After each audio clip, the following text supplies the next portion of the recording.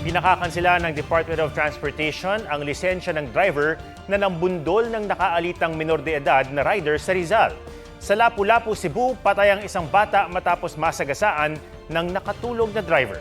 Yan at iba pa sa spot report ni June Veneracion. Halos dumikit ang kotseng yan sa motorsiklong hinahabol niya sa barangay Poblasyon sa Teresa Rizal. Sa hiwalay nakuha ng CCTV, binusinahan ng driver ang rider na bigla nitong inararo.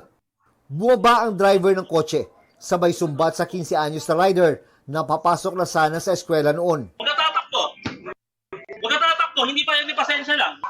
Nakasagi ka na, di ba tumatakbo ka pa? Isinumbong pa niya ito sa mga residenteng nag-aalala naman sa lagay ng bata. Tumatakbo to kuya, sinagi ako. Walang lisensya, tingnan mo. Hindi dapat yung po binangga kahit kailan kayo. Hinahabol ko nga po siya. Ay, bahay ka. Magbahay ka. Mabilis na takbo mo ng kotse mo.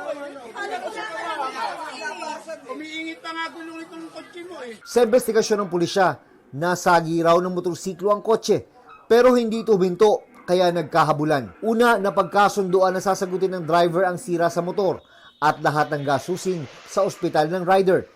Pero nang mapanood ng mga magulang na estudyanteng rider ang viral video, nagpasya silang maghabla. Hindi katanggap-tanggap yung ginawa. Kasi papatay niya yung bata eh. Di paano ko natuluyan?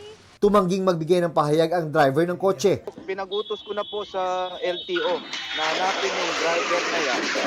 Kanselehin ang kanyang lisensya habang buhay. Oh my God!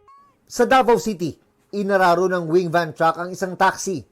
Ayon sa mga pulis, lumiliko ang truck nang mahagip ang taxi. Pero imbis na huminto, tumuloy lang ang truck. Sabi ng truck driver sa pulisya, hindi niya nakita ang taxi.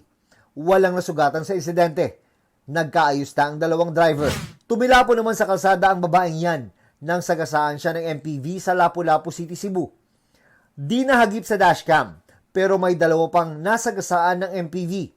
Kabilang ang 7 taong gulang na estudyante na dead on arrival sa ospital. Nakabangga rin ito ng isang multicab. Ayon sa pulisya, nakaidlip ang driver. Unfortunately, instead nga brake iyang tamakan is ang katong accelerator sa gasolinador sa iyang sakyanan may iyang nating maban matong didto gyud na haros tong tulo ka mga naglakaw sa Dapins kalsada. Nakasakay ko. Ngayon ako dakong pasaylo ba. Pasasad amahan sa kusad. Pamilyado sa ko. Ba kung nakoy kalapasan, ngayon ko dakong pasaylo gid nila. Desidido ang mga kaanak ng mga biktima na magsampa ng kaso. June Veneracion nagbabalita para sa GMA Integrated News.